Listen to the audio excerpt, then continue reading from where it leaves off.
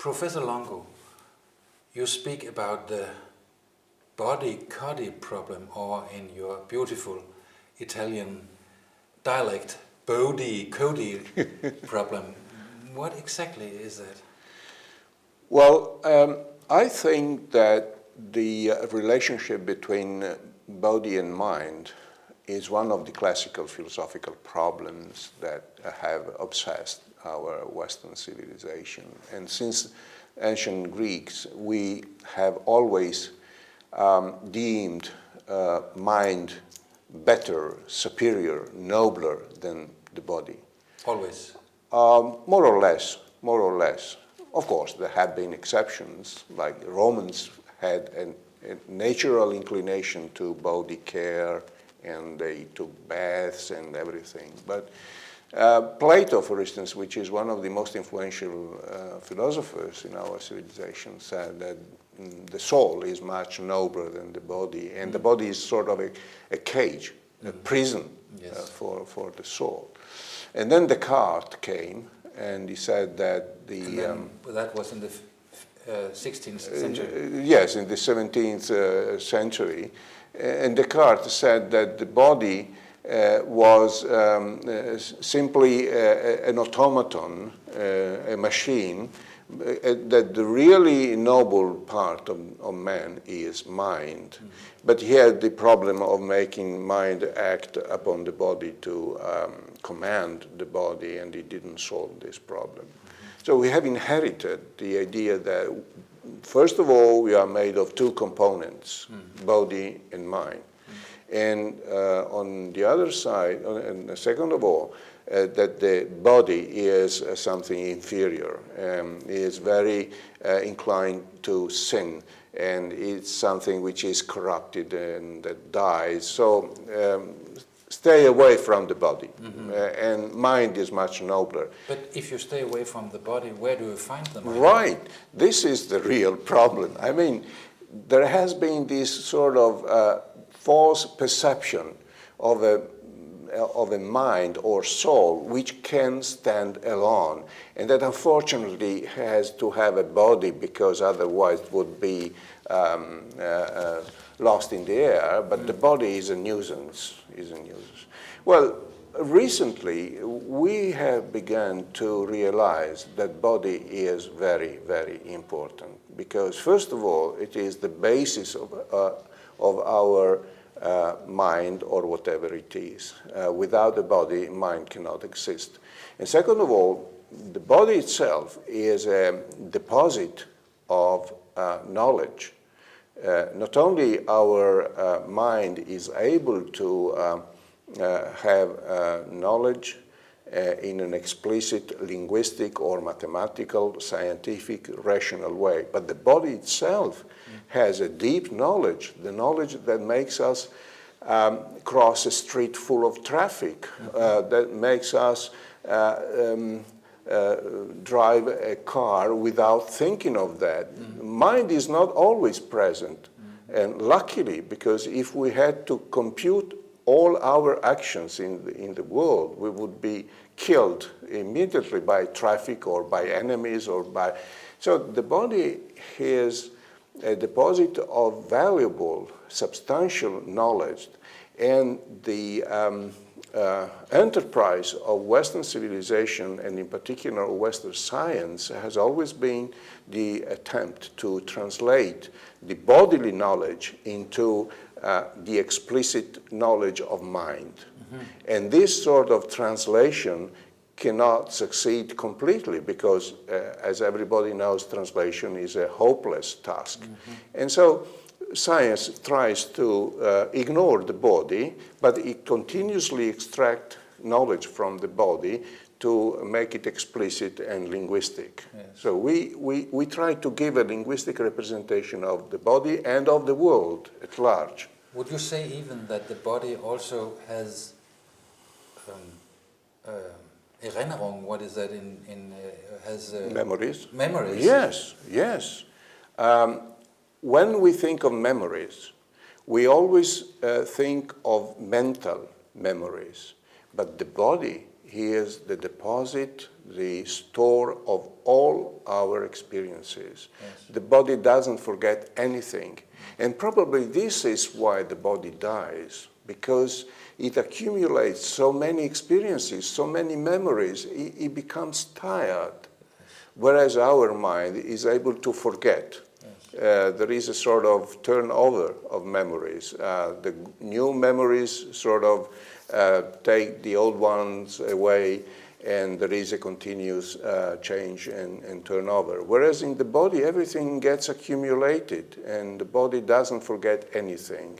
It's not only the scars that we have, it's not only the fact that we become old, but the fact that we experience existence, joy, pain, everything in our body.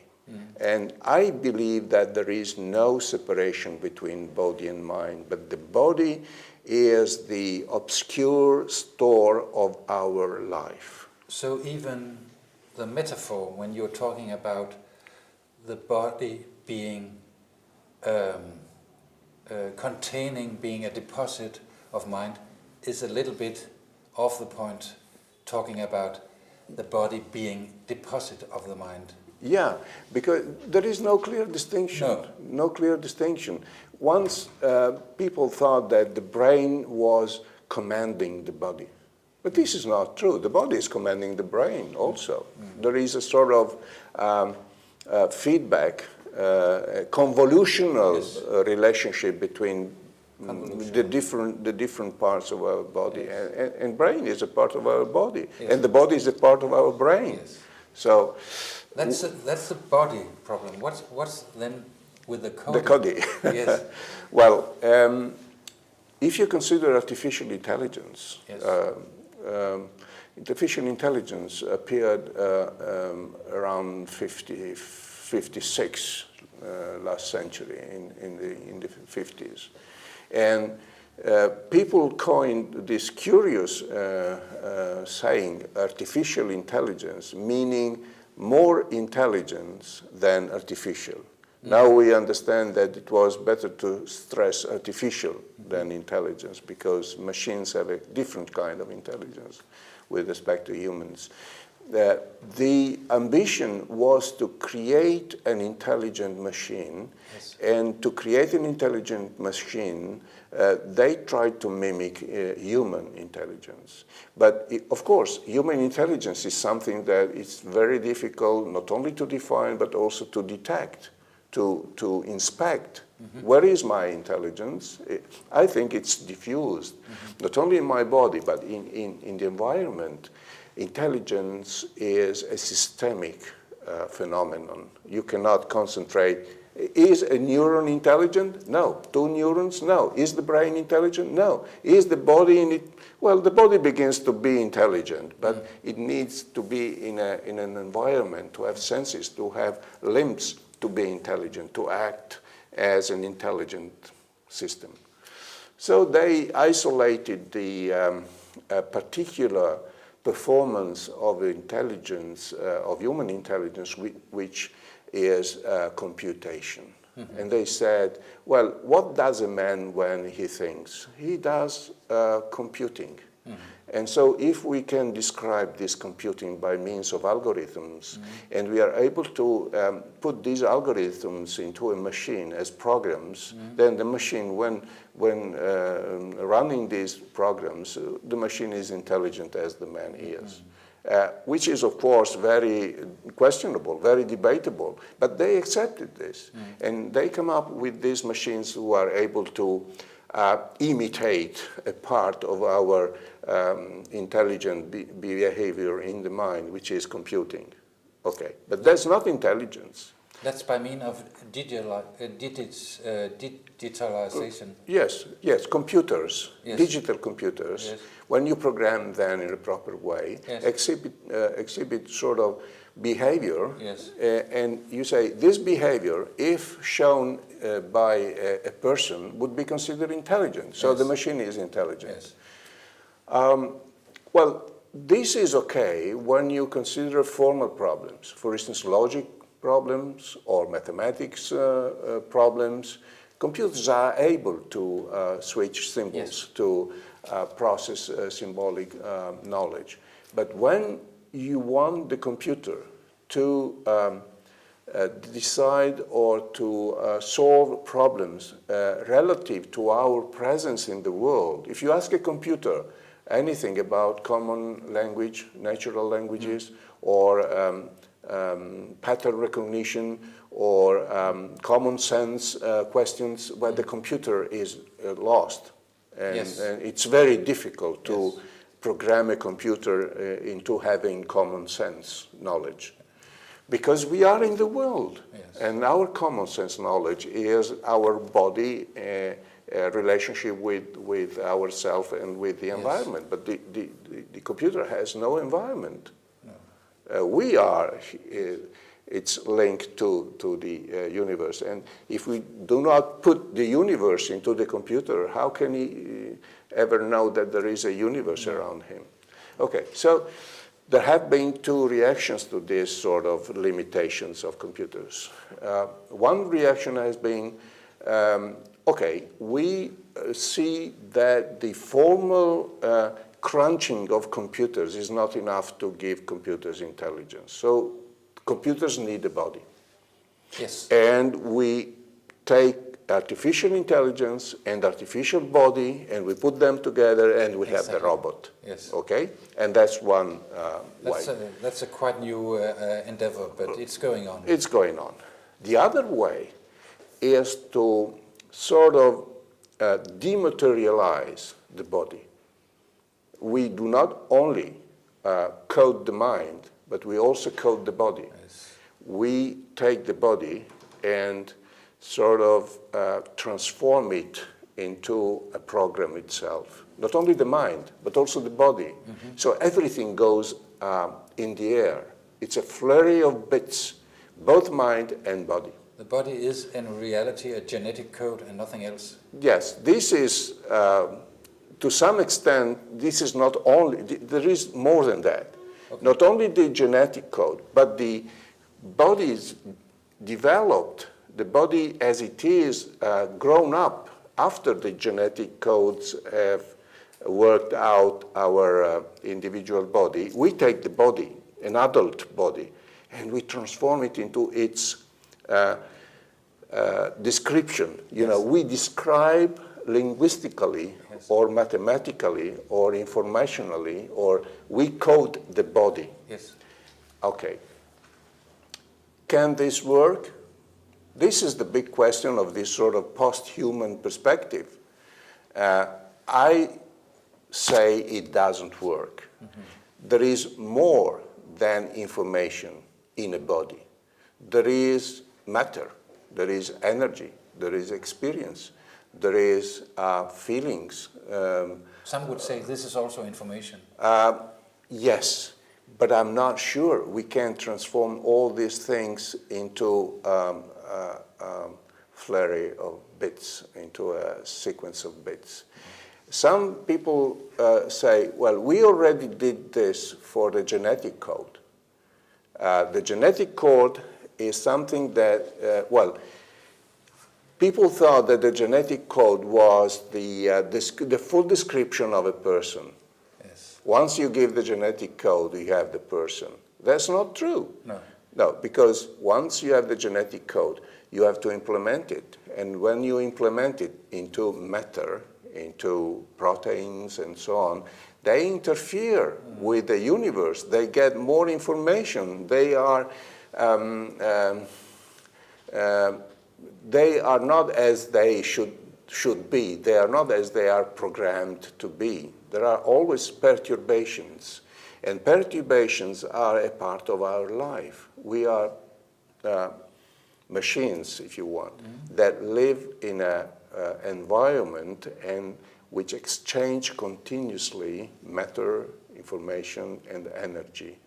And as information cannot be reduced to matter, matter cannot be reduced to information. Mm-hmm. There is a principle in information theory, you know, that if you take information on a given material support, because information by itself does not exist. There is no way you can have information without having a material or energetic support.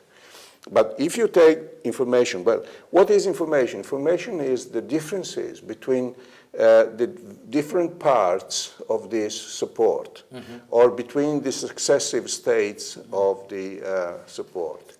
A record contains information because there are all these small grooves, and these grooves are different from one point to another one. So okay. Information is difference. Difference, yes. This is basic. Yes. And okay, now you take information on a given support and you transfer this information to another support, which means you take the differences and you map these differences into other differences on that support. And okay, this is encoding. This is a process of encoding. Yes. And at first sight, you might say that you can do this without any loss and without any distortion. Okay? You take differences here and you put differences there. Yes. For instance, you take the differences in the grooves of the record and you encode them into differences in the pressure of air. And you have music. Yes, okay? Yes. But in spite of the easiness of this task, you always lose something. You always distort some parts of the information. You cannot transfer completely the differences from one support to another one because the new support has its own structure. Yes. He is heavy.